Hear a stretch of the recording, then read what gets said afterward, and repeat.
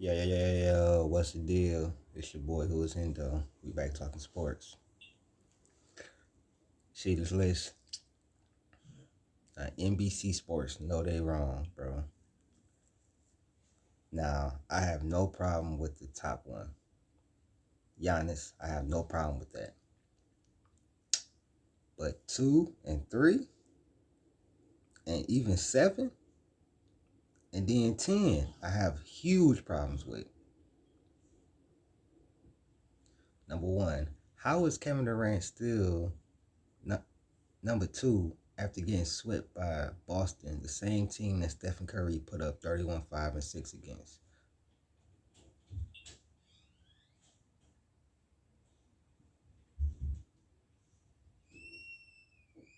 I'm not,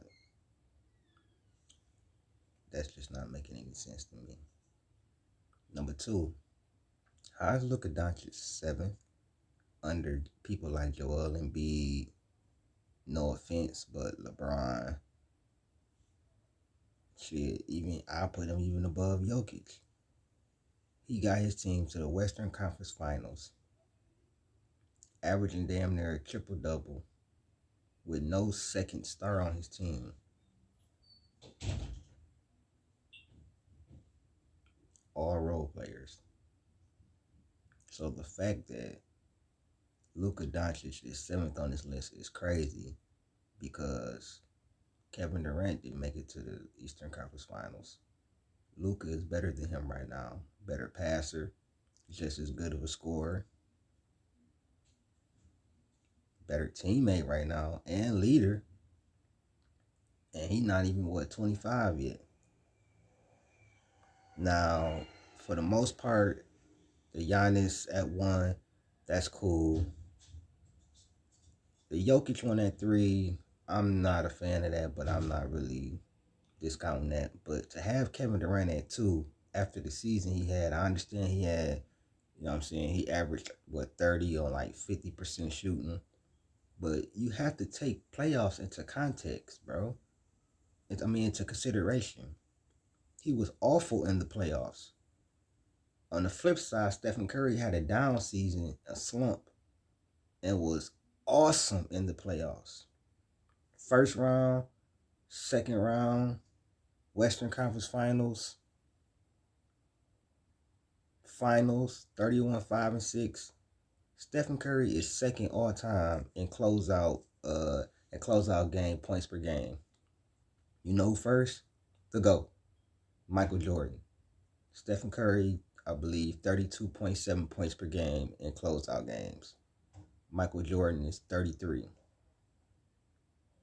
So the fact that this, like, I put it like this: when Kawhi won the championship in 2019, automatically was saying he's the best player in the world. He's the best player in the world. When Giannis won the championship last year, you could not tell anybody that Giannis was the best player in the world. But now Stephen Curry, he wins the championship. Oh, now y'all, well, he needed help. You know what I'm saying? Wiggins was locking up, blah, blah, blah. And then, Poole and blah, blah, this. Why do y'all make all these excuses when it comes to Stephen Curry? Is it because he's the only nigga on this list that's not 6'5" and 6'6"? That's not 6'6" and above? Look at the list. He's the only person on this list that's not at least 6'6", I believe. I'm not sure how tall Devin Booker is, but I think he's like 6'5", 6'6". But he's the only person on this list that's not at least 6'5", 6'6". Is that what the disrespect is? Because there's no way Stephen Curry shouldn't be anything lower than second on this list, in my opinion. If you want to say you want to take Jokic over him or whatever, I debate you that. But there's no way KD should be over Stephen Curry. NBC Sports, this list is off.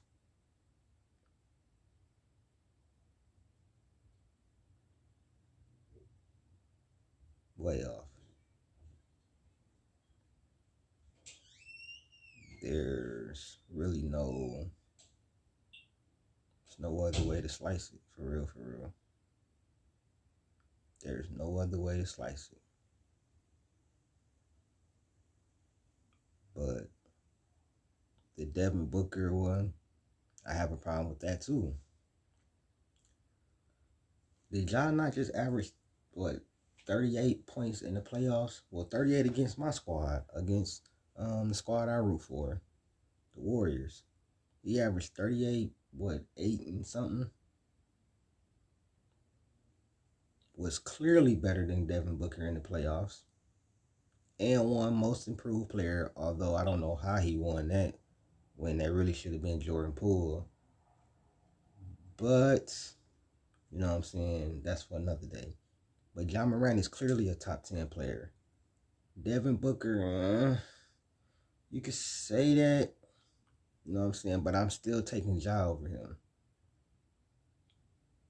It wasn't that Ja was too small for the moment. He got hurt.